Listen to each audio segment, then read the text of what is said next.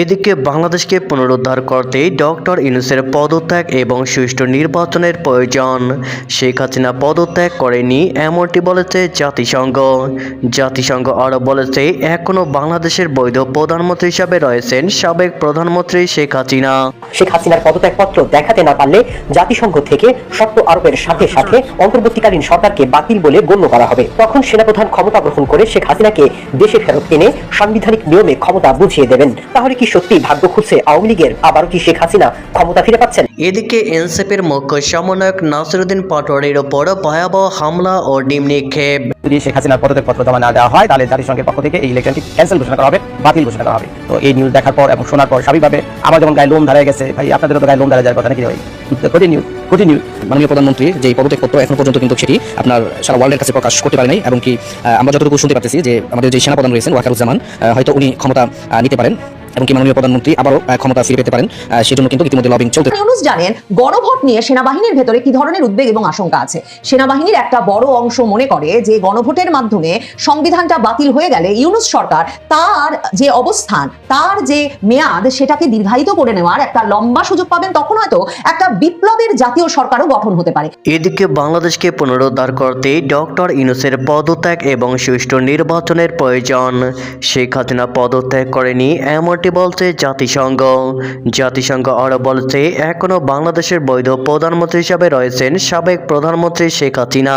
আওয়ামী লীগের অংশগ্রহণ ছাড়াও 12 ফেব্রুয়ারি নির্বাচনকে তথাকথিত নির্বাচন এমনটি বলেছে ব্রিটিশ পার্লামেন্টের এমপিরা। আওয়ামী লীগ ছাড়া সাহস করে নির্বাচন করে দেখাক। ভারত থেকে জাতির উদ্দেশ্যে বলেছেন সাবেক প্রধানমন্ত্রী শেখ হাসিনা। তিনি আরও জানান বাংলাদেশকে পুনরুদ্ধার করতে ডক্টর ইউনূসের পদত্যাগ এবং সুষ্ঠু নির্বাচনের প্রয়োজন।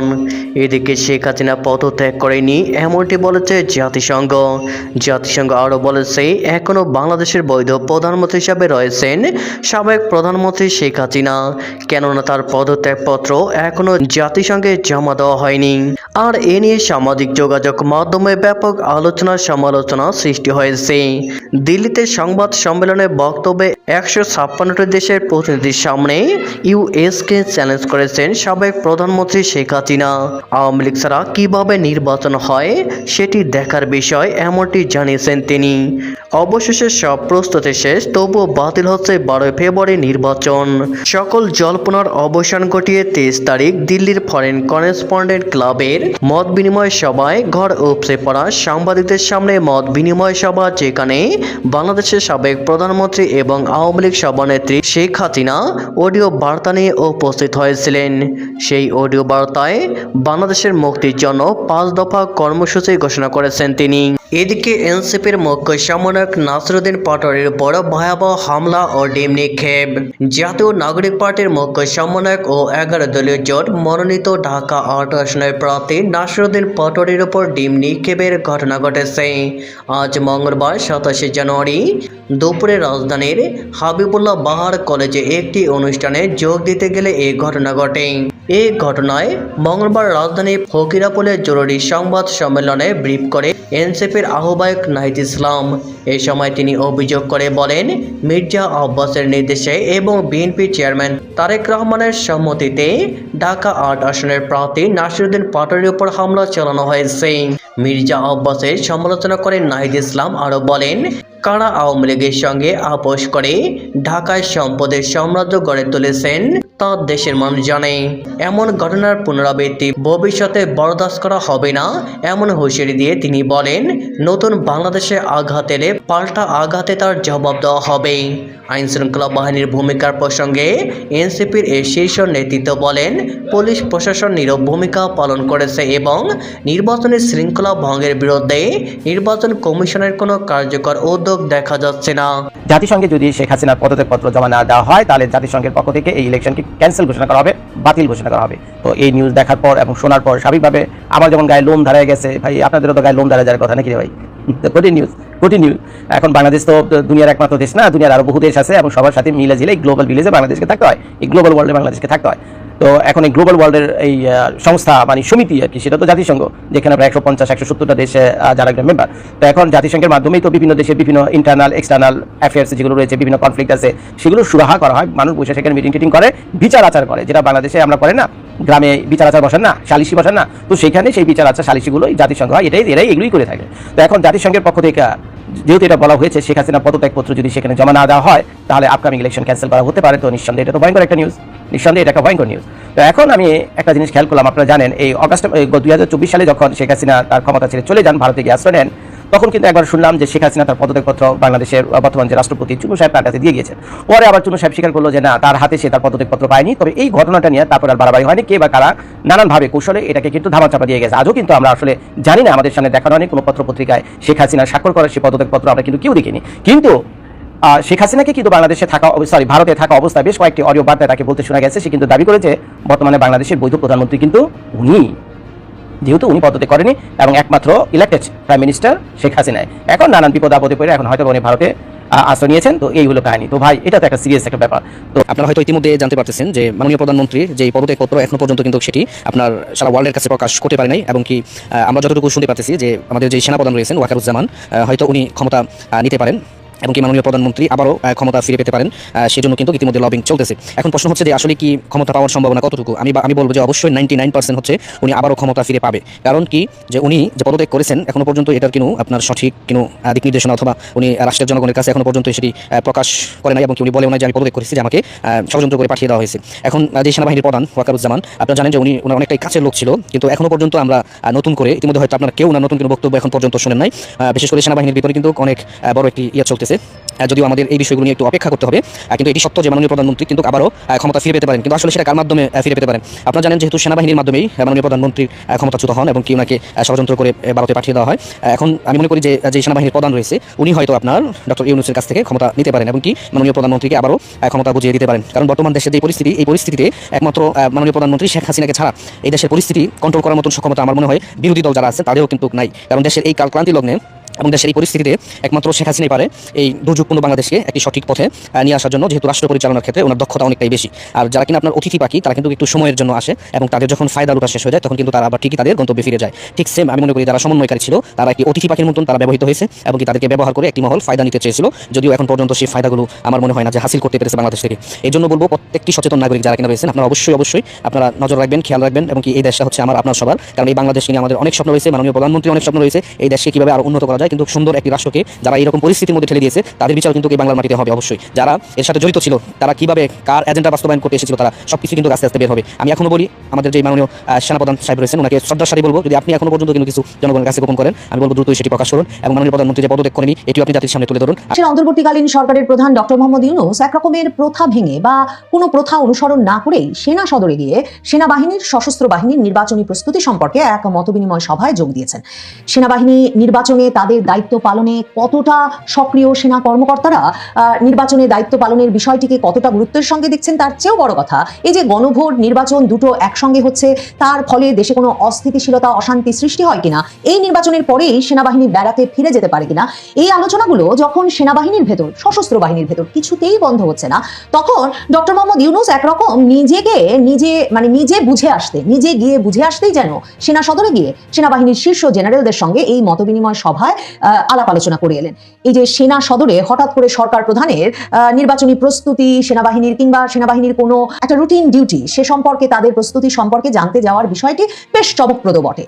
সেনাবাহিনীর ভেতরে এখনো একটা বড় ধরনের অনিশ্চয়তা আছে 12 ফেব্রুয়ারির নির্বাচন নিয়ে, মানে নির্বাচনটা ঘটে যেতে পারবে কিনা, আইন শৃঙ্খলা পরিস্থিতি নিয়ন্ত্রণে রাখা যাবে কিনা, নির্বাচন অনুষ্ঠিত হওয়ার পর যে পক্ষগুলো নির্বাচনে অংশ নিচ্ছে সে পক্ষগুলো সত্যিকার অর্থে নির্বাচনের ফলাফল মেনে নিয়ে একটা শান্তিপূর্ণ ক্ষমতা হস্তান্তর প্রক্রিয়ায় যেতে পারবে কিনা তা নিয়ে শীর্ষস্থানীয় জেনারেল থেকে শুরু করে একেবারে সেনা সদস্যদের ভেতরে পর্যন্ত এক ধরনের ব্যাপক অনিশ্চয়তার বোধ কাজ করছে। তার উপর গণভোটটা মানে জুলাই সনদকে সেনাবাহিনী বরাবর একটা সন্দেহের চোখে দেখে এসেছে। এক রকমের ভাবে সেনাপ্রধান ওয়াকারুজ্জামান মোটামুটি রাষ্ট্রপতি শাহাবুদ্দিন চুপ্পুকে একরকম টিকিয়ে রেখে গত 17-18 মাসে বাংলাদেশের সংবিধানটা একরকম টিকিয়ে রেখেছেন। শুধু যে বাংলাদেশের সংবিধান আর রাষ্ট্রপতিকে তিনি তার মাধ্যমে টিকিয়ে রেখেছেন তাই নয়, তিনি আসলে তার মাধ্যমে সাংবিধানিক প্রতিষ্ঠান সশস্ত্র বাহিনীকে সেনাবাহিনীকে একরকম টিকিয়ে রেখেছেন।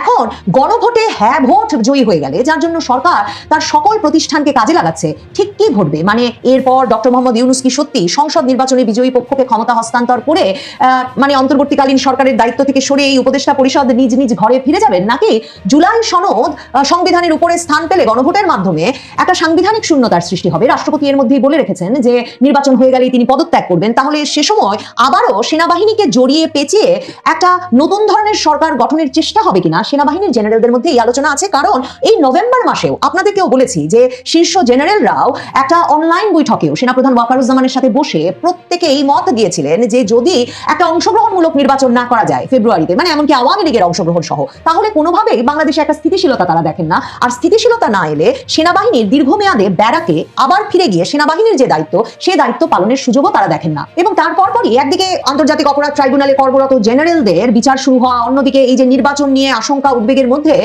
ওই সময়টাতেই কিন্তু সেনাবাহিনীর 50% সদস্যকে তারা রাজপথের ডিউটি থেকে ব্যারাকে ফিরিয়ে নিয়ে গিয়েছিলেন। সেনাপ্রধান ওয়াকারুজ্জামানকে সবেই তার সর্বশেষ দরবারটিতে আবারও সেনাবাহিনীকে এই আশ্বাস দিতে হয়েছে যে সেনাবাহিনী কোনোভাবেই 12ই ফেব্রুয়ারির নির্বাচনের পরে কোনোভাবেই স্থায়ীভাবে কিংবা এর পরের দীর্ঘমেয়াদে কোনোভাবেই অন্য কোনো দায়িত্বে জড়াবে না, সেনাবাহিনী ব্যারাকে ফিরে যাবে। সেনাবাহিনীর যে অফিসার্স অ্যাড্রেসটি অনুষ্ঠিত হলো 18ই জানুয়ারি, সেখানে সেনাবাহিনী প্রধান সরাসরি বলেছিলেন যে সর্বোচ্চ সতর্কতা, পেশাদারিত্ব ও নিরপেক্ষতার সাথে সেনাবাহিনীকে নির্বাচনের দায়িত্ব পালন করতে হবে। এবং সেখানে তিনি দুটো অফিসার্স অ্যাড্রেস করেন একই দিনে, একটাতে সৈনিকদের সঙ্গে কথা বলেন, একটাতে তিনি এই সেনা কর্মকর্তাদের আশ্বস্ত করার চেষ্টা করেন। এবং সেখানে সেনাপ্রধান ওয়াকারুজ্জামান বলেছিলেন যে সেনাবাহিনীর দায়িত্ব নির্বাচনকালীন নিরাপত্তা নিশ্চিত করা পর্যন্ত সীমাবদ্ধ। মানে এই বিষয়টা নিয়ে আলাপ এমন তুঙ্গে উঠেছে সেনাবাহিনীর ভেতরে যে নির্বাচনের পরে না আবার এই একটা দীর্ঘমেয়াদী অনিশ্চয়তায় দেশ চলে যায় এবং তারপর এই অন্তর্বর্তীকালীন সরকারের জন্য তাদেরকে স্থায়ী করতে কিংবা এই অস্থিতিশীলতার মধ্যে সেনাবাহিনীকে দীর্ঘ সময় নিরাপত্তা নিশ্চিত করতে রাজপথে থাকতে হয়। সে কারণে অফিসারদের আলাদা করে, সৈনিকদের আলাদা করে অ্যাড্রেসে ডেকে সেনাপ্রধান কিন্তু এই 18 জানুয়ারি বলেছেন যে শুধুমাত্র নির্বাচনকালীন নিরাপত্তা নিশ্চিত করা পর্যন্তই সেনাবাহিনীর দায়িত্ব সীমাবদ্ধ। নির্বাচন শেষে নির্বাচিত গণতান্ত্রিক সরকারের হাতে পূর্ণ ক্ষমতা হস্তান্তর করে সেনাবাহিনীকে ব্যারাকে ফিরতে হবে, এর বাইরে অন্য কোনো ভূমিকার প্রশ্নই ওঠে না। এবং তিনি একদম পরিষ্কার করে বলেন যে রাজনৈতিক প্রক্রিয়ায় কোনোভাবেই স্থায়ী বা প্রভাবশালী কোনো পক্ষ হিসেবে সেনাবাহিনী থাকতে চায় না। এবং খুবই লক্ষ্য করার মতো বিষয় যেটা, যে নির্বাচনের প্রস্তুতি বিষয়ে সেনাপ্রধান ওয়াকারুজ্জামানের যে ওই দরবার সৈনিকদের সাথেও নয়, সেনা কর্মকর্তাদের সাথেও নয়, কোথাও তিনি গণভোটের প্রসঙ্গটি আনেননি। তিনি এমন ভাবে আলাপ করেছেন তার সেনাবাহিনীর সদস্যদের উদ্দেশ্যে যে একটা জাতীয় সংসদ নির্বাচন অনুষ্ঠিত হতে যাচ্ছে 12ই ফেব্রুয়ারি, সেই নির্বাচনটা হবে, নির্বাচনের পর ক্ষমতা হস্তান্তর করে সেনাবাহিনী দ্রুততম সময়ে ব্যারাকে ফিরে যাবে, যে কথা সেনাপ্রধান ওয়াকারুজ্জামান তার সেনা সদস্যদেরকে দীর্ঘ সময় ধরে বলে আসছিলেন। এবং নভেম্বরে 3 বাহিনী প্রধান একত্রে যমুনায় গিয়ে আবারও ডক্টর মোহাম্মদ ইউনূসকে এ কথা বলে এসেছিলেন যে ফেব্রুয়ারির পর কিছুতেই আর তাদের পক্ষে রাজপথে থাকা সম্ভব হবে না। গণভোট প্রসঙ্গে ইউনূসও বিশেষ আওয়াজ তোলেন নাই সেনাবাহিনীতে গিয়ে। দেখেন, যেখানে ডক্টর ইউনূস মানে সরকারের পয়সা খরচ করছেন, সরকারকে ব্যাংক থেকে টাকা তুলতে বাধ্য করছেন, মানে ব্যাংকগুলোর কাছ থেকে এক রকমের চাঁদা তুলতে বাধ্য করছেন নির্বাচনী প্রচারণায় যে গণভোটে যাতে সকলে হ্যাঁ ভোট দেয়, সেখানে ইউনূস কিন্তু গিয়ে সেনাবাহিনীকে গণভোট বিষয়ে কোনো জ্ঞান দেন নাই। তিনি সেনাবাহিনীকে বলেছেন যে বাংলাদেশের গণতান্ত্রিক ভবিষ্যতের জন্য 12ই ফেব্রুয়ারিতে অনুষ্ঠিত গণভোট এবং ত্রয়োদশ জাতীয় সংসদ নির্বাচন একটা অত্যন্ত গুরুত্বপূর্ণ সন্ধিক্ষণ। এই সংবেদনশীল সময়ে একটা অবাধ, সুষ্ঠু, নিরপেক্ষ, উৎসবমুখর নির্বাচনী পরিবেশ নিশ্চিত করতে বাংলাদেশ সশস্ত্র বাহিনীর ভূমিকা অত্যন্ত গুরুত্বপূর্ণ। সেখানে তিনি বলেছেন যে গণভোট ও জাতীয় সংসদ নির্বাচন বাংলাদেশের ভবিষ্যৎ গণতান্ত্রিক উত্তরণের জন্য তাৎপর্যপূর্ণ সন্ধিক্ষণ, কারণ বাংলাদেশের মানুষ দীর্ঘদিন ভোটাধিকার বঞ্চিত ছিল। তিনি বলেছেন যে সক্ষম, পেশাদার, নিরপেক্ষ ও জনমুখী বাংলাদেশ সশস্ত্র বাহিনী এই গুরুদায়িত্ব সাফল্যের সাথে সম্পন্ন করে জাতিকে একটা অবাধ, সুষ্ঠু, উৎসবমুখর নির্বাচন উপহার দিতে সর্বোচ্চ সহায়ক ভূমিকা পালন করবে বলে আমি আশাবাদী। কারণ ইউনূস জানেন গণভোট নিয়ে সেনাবাহিনীর ভেতরে কি ধরনের উদ্বেগ এবং আশঙ্কা আছে। সেনাবাহিনীর একটা বড় অংশ মনে করে যে গণভোটের মাধ্যমে সংবিধানটা বাতিল হয়ে গেলে ইউনূস সরকার তার যে অবস্থান, তার যে মেয়াদ, সেটাকে দীর্ঘায়িত করে নেওয়ার একটা লম্বা সুযোগ পাবেন। তখন হয়তো একটা বিপ্লবের জাতীয় সরকারও গঠন হতে পারে। সেনাবাহিনীর ভেতরে এই উদ্বেগের স্পষ্টত কারণ আছে, কারণ মাত্র গত সপ্তাহেও সেনাবাহিনীর জেনারেলদের মধ্যে একটা বড় রদবদল আনতে এই ইউনূস সরকার আর ইউনূসের যে